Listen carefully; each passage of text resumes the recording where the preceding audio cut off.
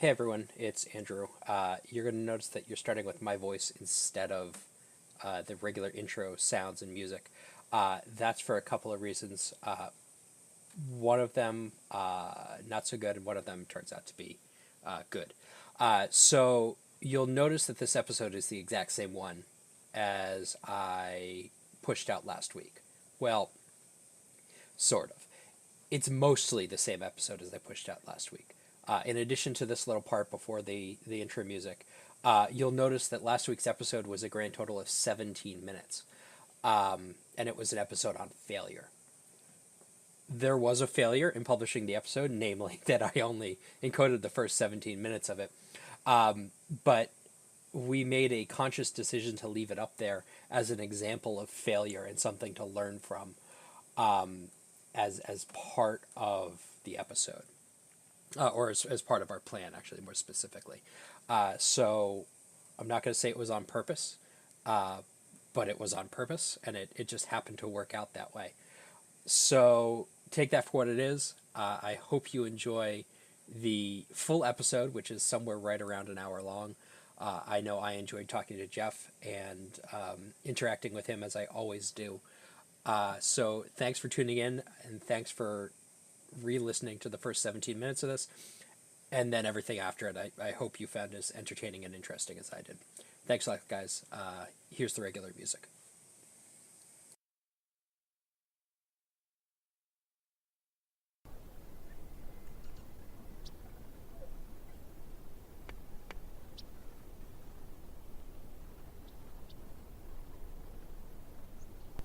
Welcome to the Neophyte in the Woods podcast with Andrew McDowell.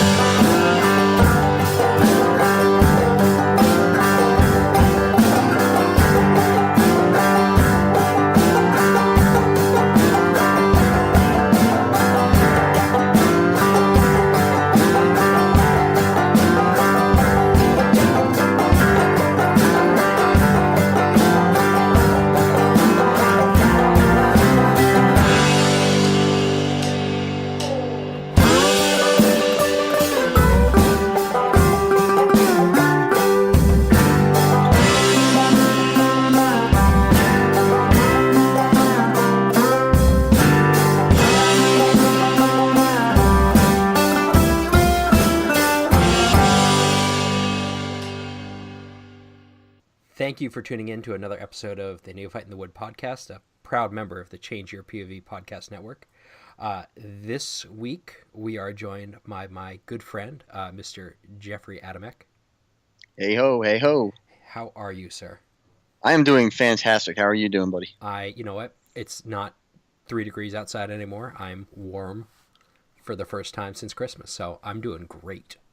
You know what? That's a good point. It was above 20 degrees today here in North Carolina, so we're all getting hit with it, I think. Isn't it always above 20 degrees in North Carolina? Most of the time it is. I think this is the coldest it's been for the longest time period it's been. Really? Ever in over 20 years of me being here. Wow. That's incredible. Yeah. We definitely hit a record low up here in Boston just recently, but that's not unusual for us. You guys hit a record low. Is that even a bigger record low than Bucky fucking Dent? Because I thought that guy was your record low. That's mean. That's No. a Yankees fan for you, buddy. I'm throwing him at you.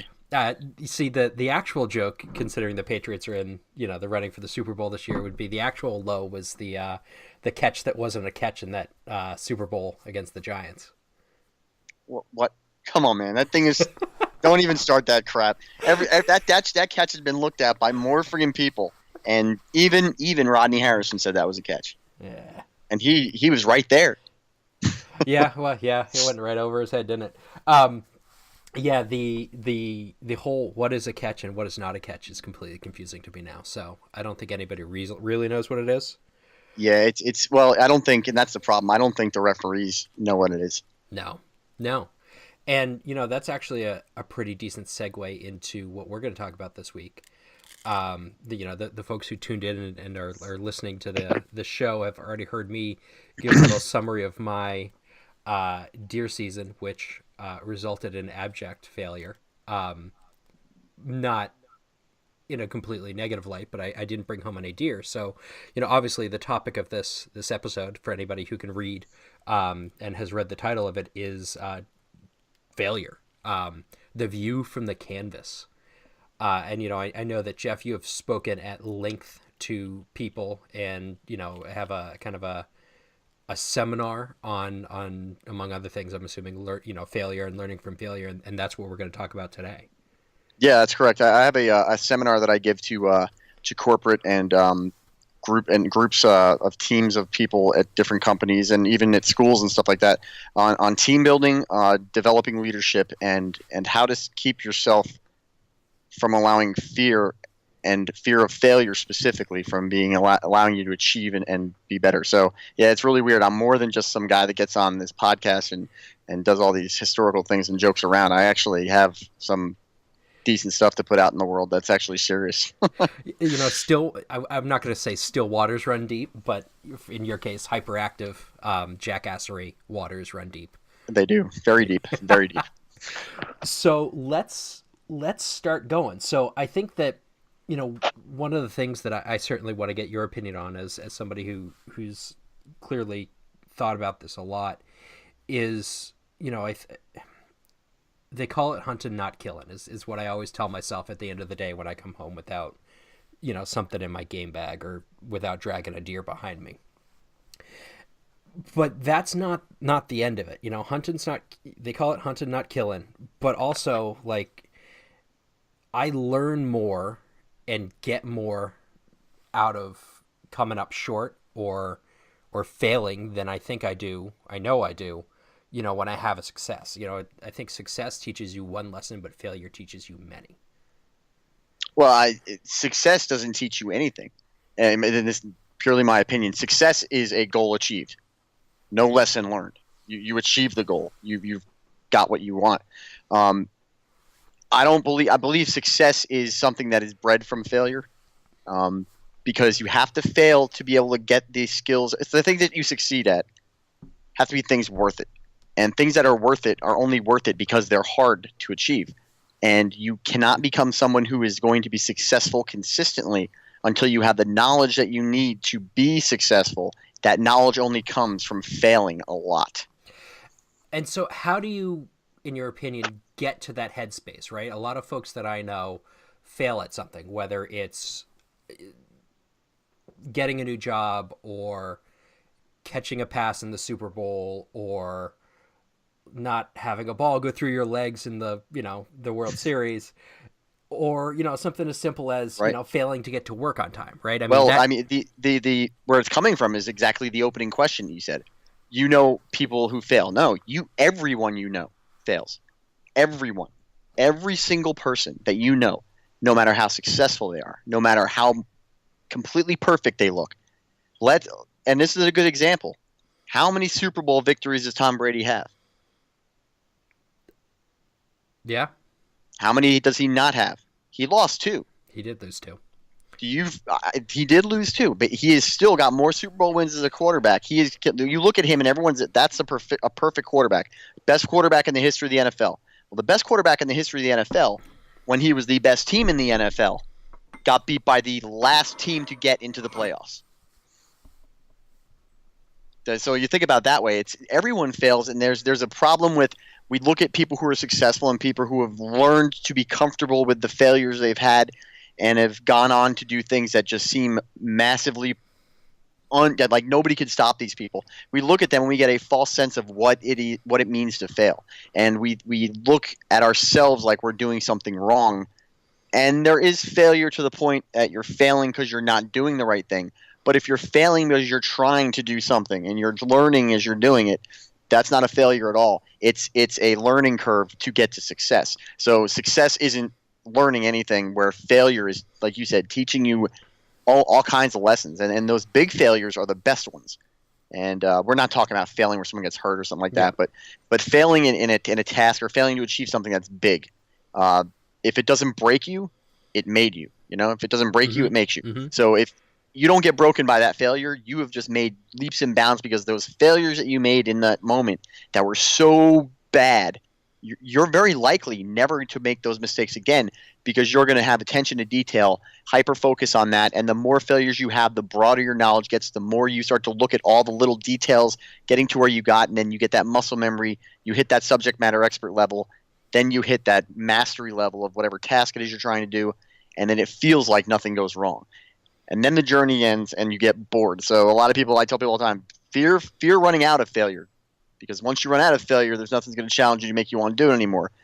But like you said, the hunting, the journey to get somewhere that's what is pleasurable about any kind of achievement. And so the hunting itself is why you go hunting.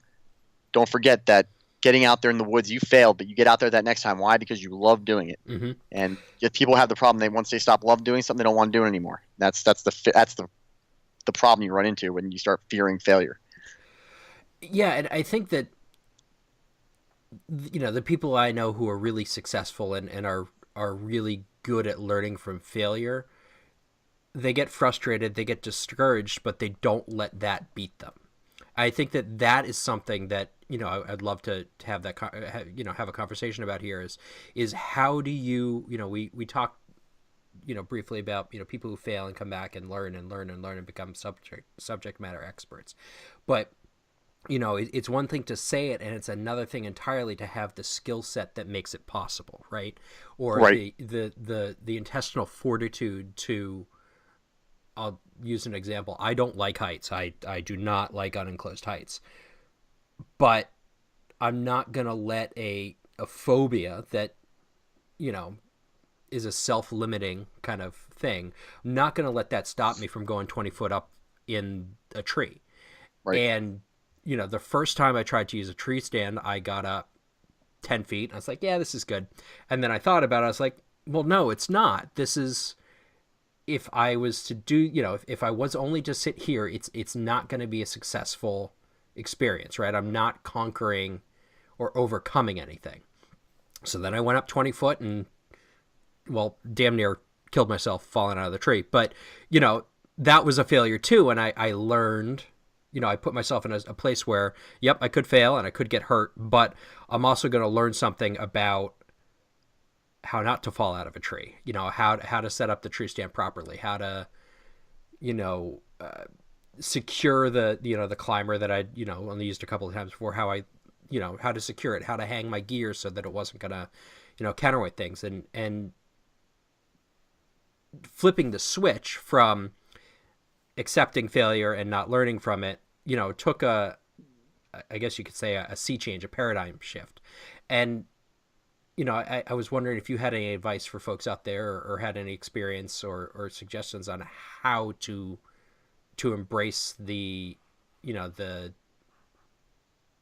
not being scared of failure, and how to how to overcome the low of the failure. Yes, exactly. Well, here's the thing. I coached baseball for younger kids, middle school and below, for years.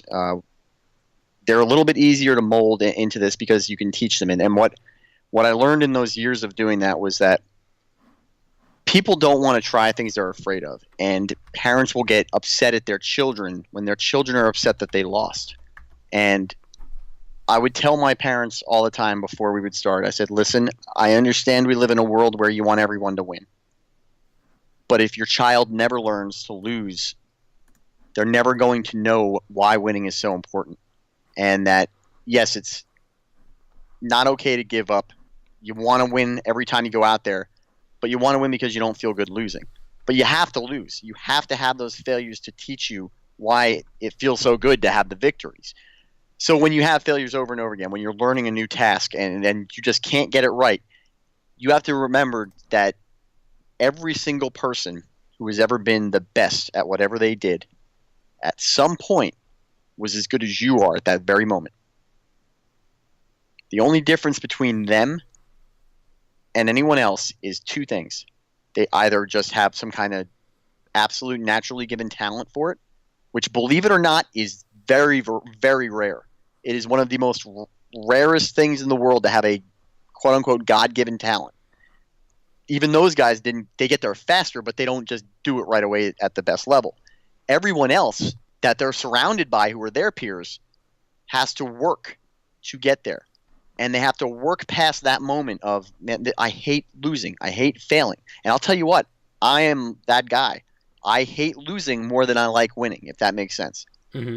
So it's very hard for guys like Mike Penny, Bennett, Eddie, myself. We're the kind of guys, there's no consoling us in that moment of loss. There's no talking to anybody. My wife, she doesn't even come out in football games are on during the season, especially this season. There's no talking to me as a Giants fan during that moment. Why I come back because I am not going to allow myself to let the failure or the fear of failing again beat my drive or my initial decision to achieve a certain level.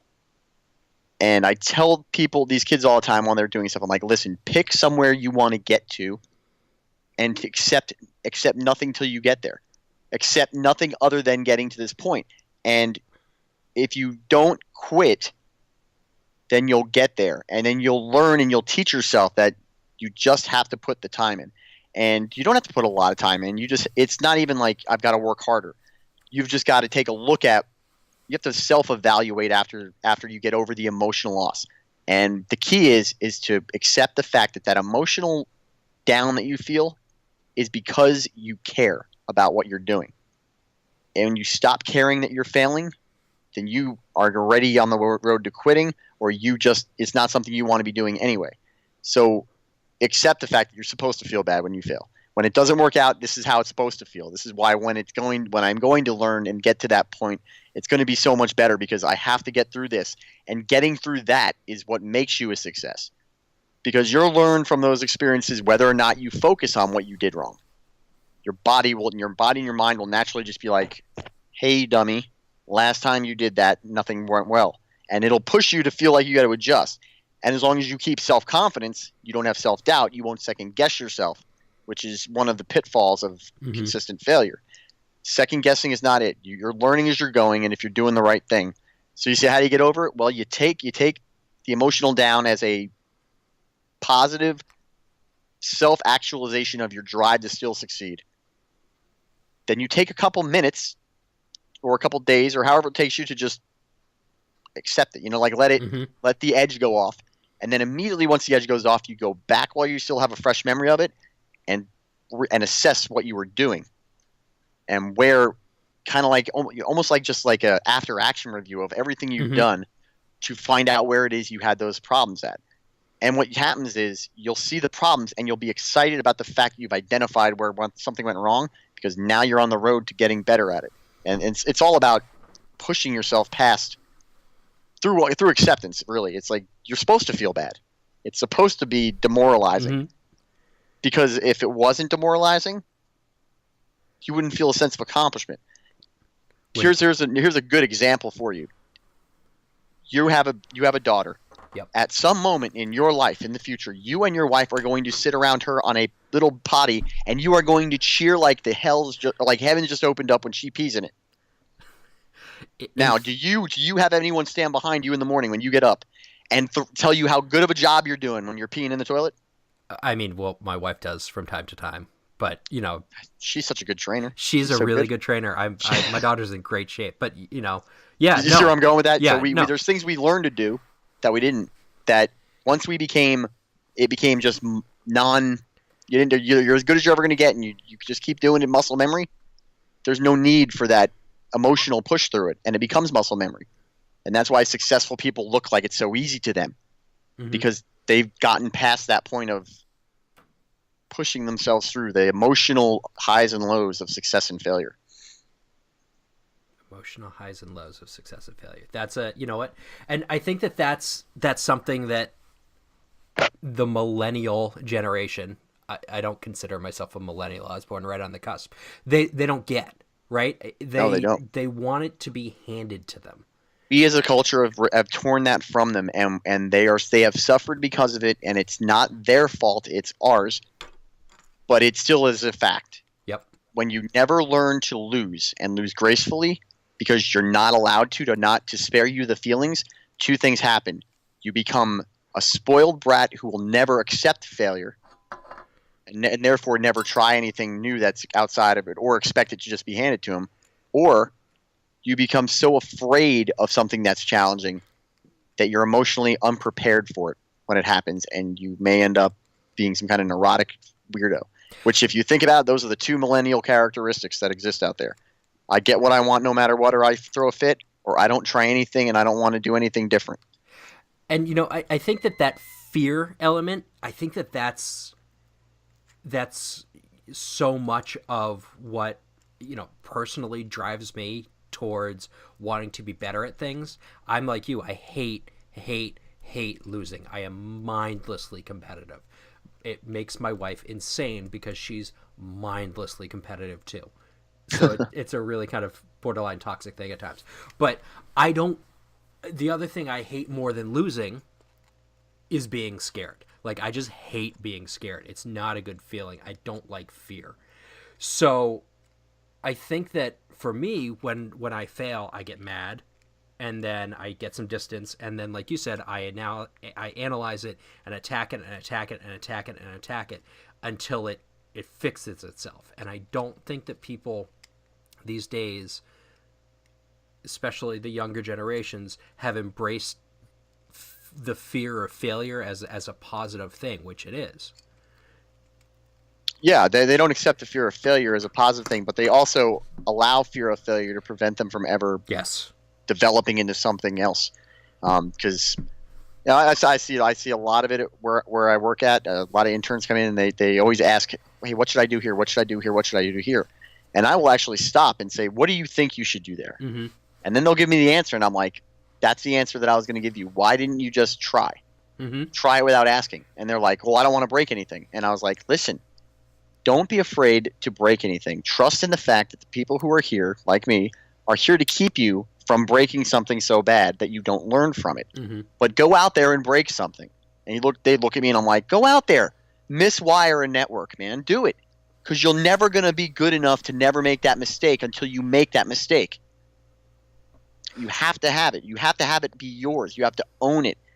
And that way it's, when you talk to someone else later, when you are now the master and no longer the Padawan, that master is there because of the fact that they learned failure. Mm-hmm. And spoiler alert, guys, this entire conversation happens in that new Star Wars movie about fearing failure and never learning that failure is an absolute for someone that's going to be successful. And fear is just, if you don't allow fear to just be something that exists, and I understand what you're saying. You don't like the way that fear's there. But fear is also the only. It has to be there for you to be courageous, or for courage to exist, or for bravery to exist. Because without fear, there's no one that guy's I hate the term that person's fearless, because that person's not doing anything that's impressive if they're fearless. They don't understand the implications of what they're attempting if they fail at it. If they have no fear. What you got people that are doing things despite the fear are the ones who are brave. Mm-hmm. And doing things despite the fear is the way to teach your body that fear is just letting you know that you have to pay more attention. And that's I think that's another good pivot point to something I want to ask. You and I both in one way or another work in the technology field. Mm-hmm. A lot of development in technology is an iterative process. For those who don't know what an iterative process means, is you start with 1.0 and then you make changes and you have 1.1 and then 1.2 and 1.3 and 1.4. Is failure and learning from failure an iterative process, or can it be kind of a light bulb moment where you go from I'm not good at this to a switch flipping and immediately like getting it, it clicking, I don't know. I can't think of an example of something, just flip a switch, just clicking. But, I I look at my daughter, and this is my personal opinion. I think that failure and learning is an iterative process. I think it's both. I think that you'll have a light bulb moment. I know what you're talking about, but I think that goes back to those people who have the God-given talent. Mm-hmm. That light bulb hits, and they all of a sudden get that talent that's been there, that they've been working on through the iterative process. They all of a sudden have it all come clear to them. Mm-hmm. But if you're doing an iterative process over the long term, and it's something, I find that somebody who is really, really driven for a certain task, somebody who wants one thing very badly, and is working very hard towards it in slow iterative processes, is going to already be at that goal and not know it. Mm-hmm. And then they're going to be like, one day someone's going to say something that making them realize that they are now the ones giving advice because other people are looking to them. And that's when the light bulb goes off, even though there was an iterative process to that light bulb moment. It's just when in the process are you going to have your aha moment with that process? Is it going to be because you're talented at it and you got it early? Or is it going to be because you're skilled at it because you've worked hard?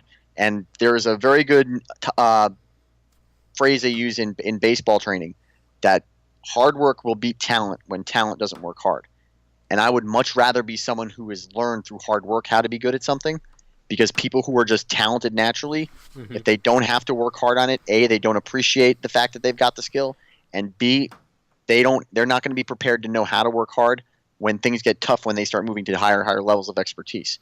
So their danger with being the person who's naturally gifted is there's no learning process and learning how to work hard and learning how to fail and learning how to move on and learning how to refocus. None of that stuff happens to them in the long process that builds muscle memory and teaches you by self and not by actually being taught by actually someone teaching you instructively, because you're learning just as much with self-teaching as without even knowing it that you are when someone's teaching you in a classroom. The only difference is you don't realize it when you're trying to do something by yourself, because we live in a world where we've been learned to rely on, instructor trainer and student teacher relationships. There's plenty of opportunity out there to get to somewhere without having someone holding your hand, as long as you're driven and you know the steps that you need to take, and like we talked about, letting yourself know that it's all right, that I'm going to feel down about it. Taking a moment to let it get over.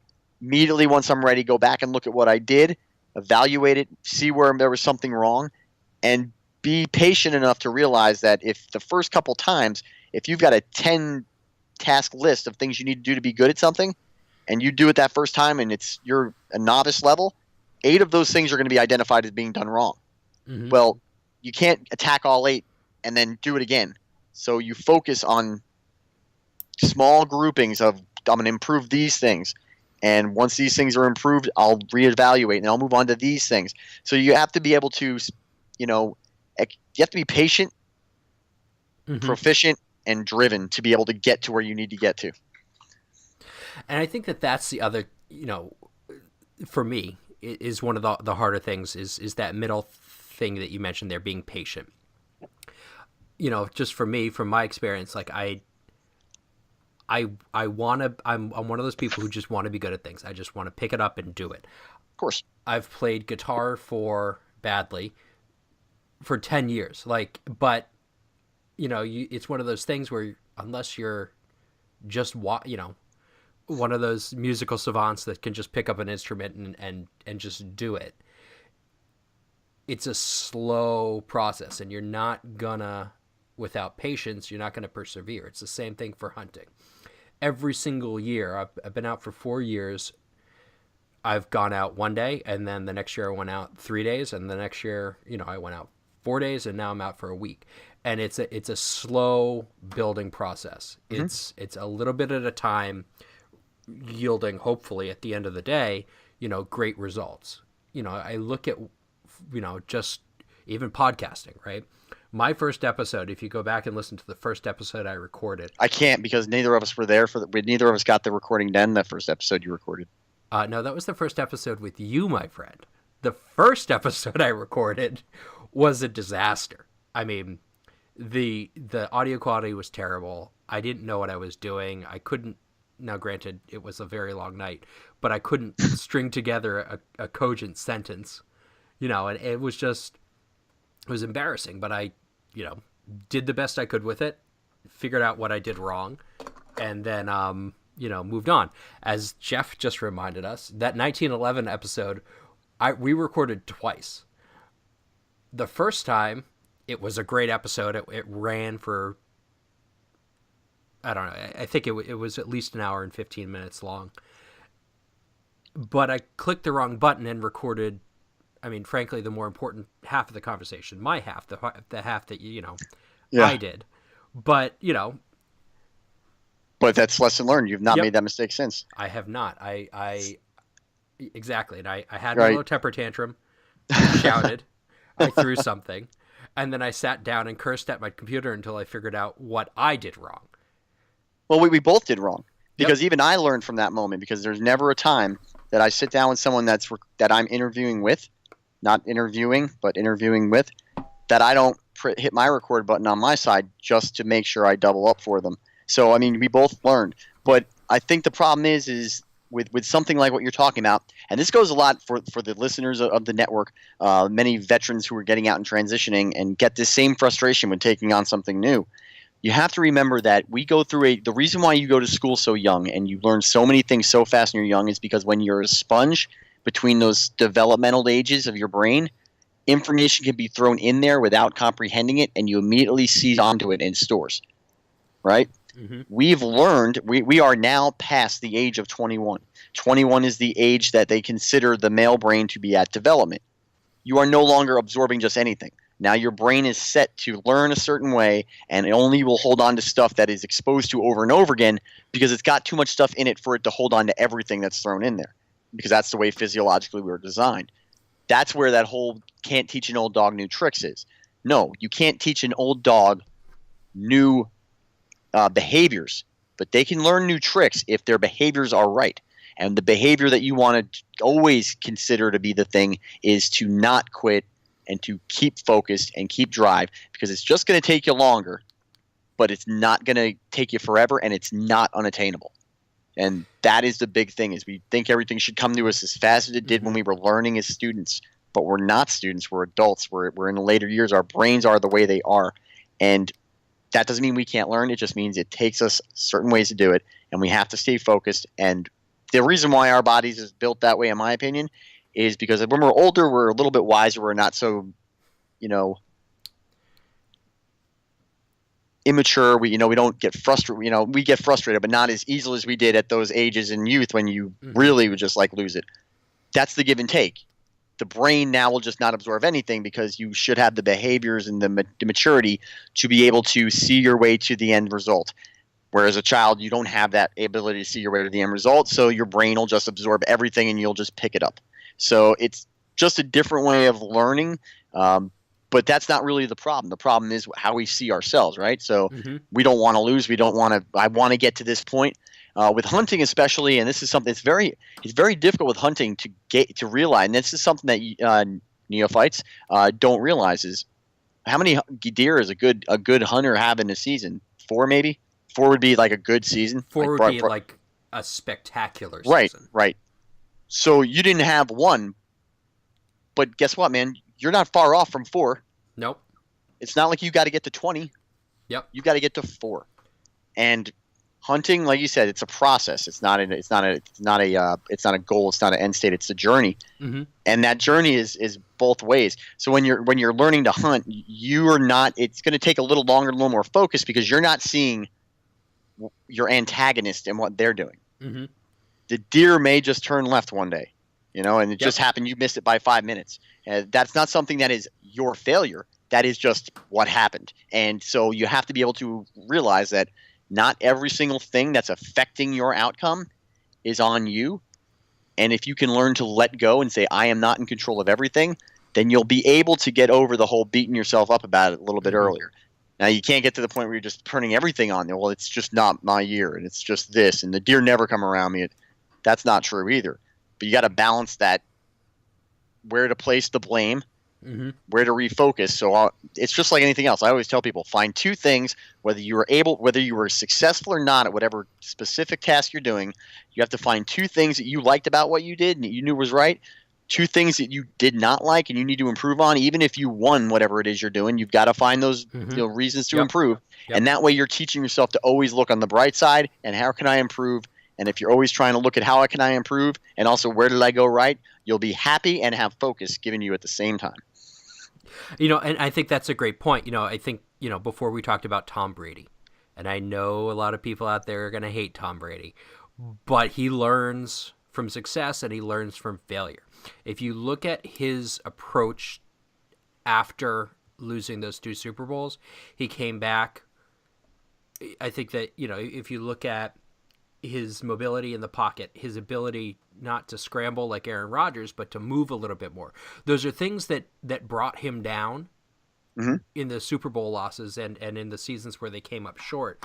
But if you look at him, even as he's gotten older and less athletic, he's still gotten better at those things. And he's gotten massively better. He has gotten to the point where he's never out of a game, ever. Mm-hmm. He was down by 3 touchdowns with less than a quarter left. Yep. And he came back because the other team applied their mentality of, oh, it's over to the game. And he doesn't do that. He doesn't apply that. It's never over. I'm never done. No matter how bad things look, I'm going to still focus on winning. Yep. And that's like you said, that's one of the best examples you can bring up because that's where it's at. That's where you see someone who really is comfortable in the fact that they might fail, but they're only going to fail and still be giving it 100% because you're never going to have any regret about the failure if you leave it all out there. And that sounds cliche-ish, but it's true. If you had nothing else left to give because you gave it all the way and you lost anyway, then you accept that loss so much faster. Yep. And you almost appreciate the fact that you were beat because you're like, look, you beat me at my best. I gave you everything I had. Yep. Good job. I mean, that you look at the other person or the other the opposition or whatever you're trying to get to. You look at it as almost like, well done. Yep. And then it focuses you to get better because you know that you have nothing to beat. You can't go back and beat yourself up because you didn't do this, or this right.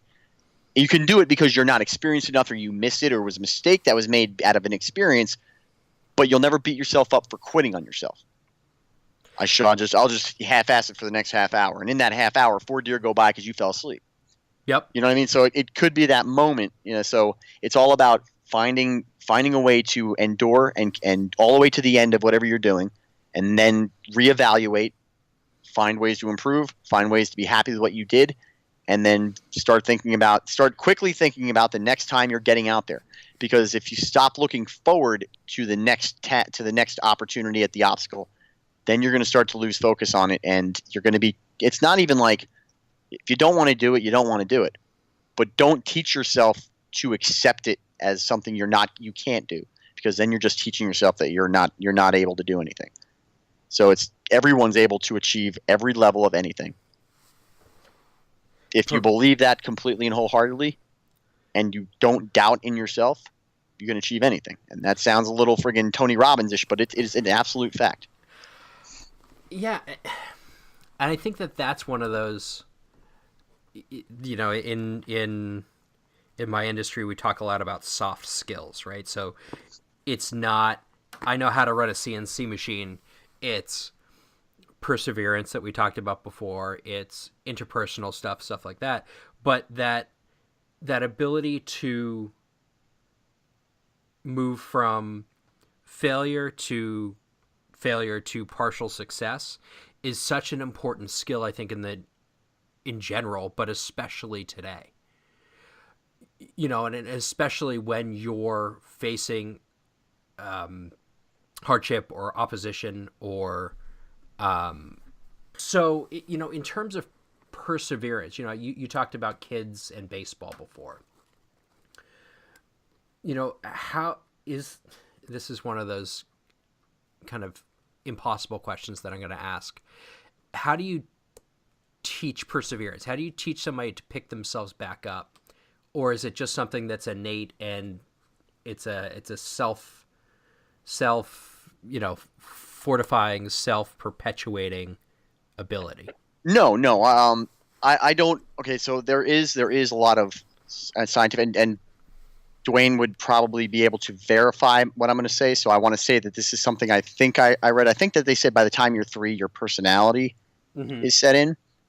but your personality doesn't have anything to do with those kind of things. And I don't think there's nothing you can't teach someone if they're willing to learn. So the way you teach perseverance is you show you lead by example. You allow the people you're trying to show or teach that perseverance, you show them that you can fail. You show them how you handle it. You don't make it a big deal to lose, but you also allow them to see you not be happy about it. Mm-hmm. So it's all about, look at me, I'm upset. But guess what? You get back out and you go do it again. Mm-hmm. Pick yourself and you do it. And you don't have to say, watch me do this and I'm going to do it. Our actions are always teaching everyone else around us and ourselves what we can and can achieve all the time. Every single thing we do in the day is teaching or realizing something every time we do it. So every time you have someone around you, and you've seen it, I'm sure. You've got younger people at work you're trying to be a good example for. You'll pay a little bit more attention to something, and it'll be apparent that you're the person in charge teaching everyone else. But what you're also doing right there in that moment is you're teaching yourself how to be that mentor and that leader to those people. And you're making decisions and stepping forward, and a lot of times doing things that you would never attempt because you don't have that responsibility that you've self-imposed upon yourself in that moment. So you have to be aware that everything you do is teaching yourself train as you fight. You never take it half-assed. You do it the way you're going to do it all the time, and it becomes so muscle memory that you're going to be like that all the time. And you can relearn and reestablish those kind of behaviors no matter how old you are. All it takes is the desire and the will to do it. It's really one of the most fundamentally beautiful things about the human mind is that we can reteach ourselves and readjust the way we do things almost all the way up until we're dead. I mean, there's never a moment in your life where you're not going to be able to learn, you're not going to be able to get better, you're not going to be able to improve or learn a new task. Only person that stops you from doing that is you. And that's the bottom line. So I think that's a good transition point. I talk a lot about my failures. I wanted to see if, putting you on the spot here a little bit, if you had an example of a failure or somewhere where you came up short that you think might be illustrative of kind of the conversation we had here and what it meant to you and how you embraced it and how it helped you succeed eventually. Yeah, no, absolutely. I'll give you both. I'll give you exactly as you were saying about fear. Mm-hmm. And allowing fear to seize. Okay, so the one big failure I had was there was a certain job unit, and that's about as much deep into that I can get, that I wanted to go do. I wanted to try to go do, and even beyond being a Green Beret, there was something I wanted to go try to, and I never went. I never went because I didn't think I could do it, right? And that backs all the way up until the day I joined the Army. So when I joined the Army, I went airborne right off the bat. I wanted to go be a Ranger, but I didn't think I could do it. I was afraid to go do it because I wasn't going to do anything good at it. So I went and I did the best thing I could, which I thought I'll do airborne. It'll be hard, but I'll get through it. And it was not that hard for me, to be honest with you. It was, as it is not for most people. It's getting out the door is probably the hardest part, but everything else, if you get through basic training, it's not physically any more demanding. But it taught me that small achievement that I could probably do a little bit more. Mm-hmm. And so I had this sitting around, and it kept, because the desire and the drive was still there, this thing, I want to be a Ranger. I want to be a Ranger. Then I decided one day when I'm dating my wife, because here, and this thing, it's all about giving you things to motivate you to do stuff. Her courting me with her dad being a Ranger motivated me to want to impress her. So I pushed myself over that limit of fear and doubt, went to go to RIP and try to get in a Ranger battalion, and what do you know, I did it. So I'm out there surviving, doing what I'm supposed to be doing, and I'm there and I'm successfully participating as a medic in Ranger battalion. And then the one thing that I probably never thought I'd be able to do, which was go be a Green Beret, came up in my mind. And when it came up in my mind at that moment, I didn't even doubt my ability to go do it. I was just like, I'm going to go. But 4 or 5 years earlier, there was no way. Mm-hmm. There was no way I would have been able to get the guts to even walk into a recruiter's office and ask to go to selection. And it was not that moment, but it was years later. I was already a Green Beret and everything, and I finally did a paper for a college class on leadership. Mm-hmm. And the instructor told me, he goes, I don't want you to give me a thing on leadership. I want you to give me a class on self-doubt. And I'm like, why? He goes, because he was a military instructor. He goes, because I've seen your military records. He goes, I think you'll get something out of this. Mm-hmm. And so he goes, start with joining the Army. And I went back and I looked at all my records, and I saw that I was offered all the things that I had right now almost right away and turned them down. And I realized then the way that I was able to develop myself into being a confident person, who is coming from a person who is not a very self-confident person coming out of high school. I didn't have any self-worth. I was not someone that everyone was like, I wasn't a nerd or a geek or anything, but I wasn't a popular kid either. I was kind of like in the middle. I was a gray kid, more or less. And coming to the point where I speak to people now from high school like they should be happy to be beating me. And you know what? They are. Because a lot of people say that, like, man, you have such an amount of almost arrogant level of self-confidence that's just really weird, because it's arrogant, but you're not dislikable. You know, and that's something that I've learned to be. It's something I make myself be, because it's teaching everyone around me to be that person, because I learned it through the failures of being someone who was self-critical and didn't believe in myself. So that's the. I mean, it really was a. Now, as far as just flat out failing, I had to go to Jumpmaster school 2 times.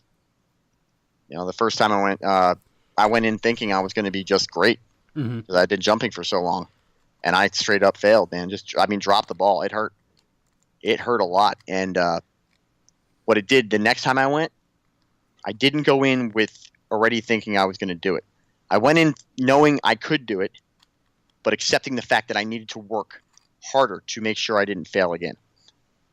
And so that would be because that did, when I think about that first Jumpmaster school failure, was a heartbreaking, it was a significant emotional event for me. And so it was just having the time to know that it was to treat a little bit more focused than I did, because nothing is guaranteed. You're never going to walk into something and just be good at it. And the reason why things are levels of achievement in certain people's eyes is because it's hard. It has to be hard. If it wasn't hard, nobody would care. Like we said, nobody's cheering for any adult who is in their normal stages of life for them going to the bathroom, because it is not hard to go to the bathroom. But it's only not hard to go to the bathroom because we've worked and it's become so normal for us all. And that's why the kids have to be taught that it's such a great achievement. Otherwise, they're not going to want to do it. I never thought about it in success and failure in terms of being able to use the bathroom properly. I always thought about it, on maybe a more grand level, right? But there was a moment in your life where it was a grand event. Exactly. It was the culmination of all of my achievements at That's some right. point. Yep. And when I get that first deer next year, and it will happen next year, it's going to be the culmination of that achievement, and I can actually, embrace the time in the woods, right? I mean, I love it to begin with, but it'll be a tangible success that I can hold my head up and be proud about. So, well, no, I'll even take you one step further. The fact that you're planning for what you're going to do next year, when you had a failure that was demoralizing to you, is a success in and of itself. And it really is. It is the will and desire to drive through things that would make weaker men quit. Should be something that you allow yourself to relish a little bit in. It's inspiring, and it's not something you should take lightly. There are very far better men than I say to people, far better men than I have quit. So take it, take the fact that you haven't quit as a way that you're better than some, you're better than most. If every single achievement you make, reduces the amount of peers you have. When you're at that kind of a level, you have to accept the fact that there's a level I want to get to, but for where I'm at, I am still wanting more, and that's an achievement in and of itself. Yeah, you know what, Jeff? I think that I know I couldn't have said it better. I think that's a kind of an uplifting point to end this episode on failure about, Jeff. I really do appreciate the time that you take to come on the show and make things better, and you know, I really do appreciate it. Oh, buddy, I appreciate. I mean, you're, like I said, you're like the unofficial co-host of my show. So we've got a lot of shows to do in the future, and Yep. I love doing shows with you, buddy. So Me too, man. got me on anytime, man. Absolutely. We gotta do another Geardo gear episode like we did with the 1911. We gotta figure out what that is. Oh, I got some ideas. Okay. Let's talk offline. All right, buddy. Thanks, Jeff. I appreciate the time. Yes, sir. Hey everyone, it's Andrew from Neophyte in the Woods.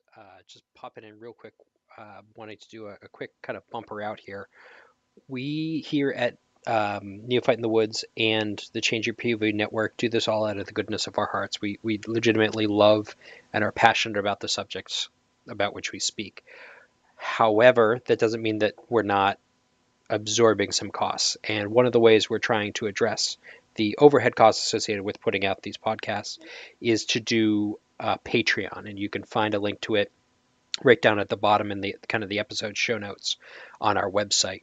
If you could donate anything that you're able to support us and help us get this content coming out to you, it would be very much appreciated. There are tiers of membership from $1 all the way up to $10, and you can donate more than that. For our backers, our Patreon patrons, we do offer some unique content. We've been doing weekly shows where we do a live stream and we talk about a quote on Mondays. It's normally right around 8 p.m. Eastern. There's also some other cool rewards, including the level at which I back at $10 a month. You can actually get, believe it or not, a signed autographed picture of our fearless leaders, Bennett and Eddie. It really changed my life. It sits actually right up above the computer where I record all this stuff. I take it with me when I go hunting. I take it with me when I go fishing. I take it with me when I go to work. It goes everywhere with me. Some people have an EDC pocket knife. I have an EDC picture of Bennett and Eddie. I would really strongly suggest you back us and, you know, keep the good work that we're doing coming. Thanks for listening. Thanks for supporting us on Patreon. Thanks for leaving us reviews on iTunes. And we'll talk to you next week.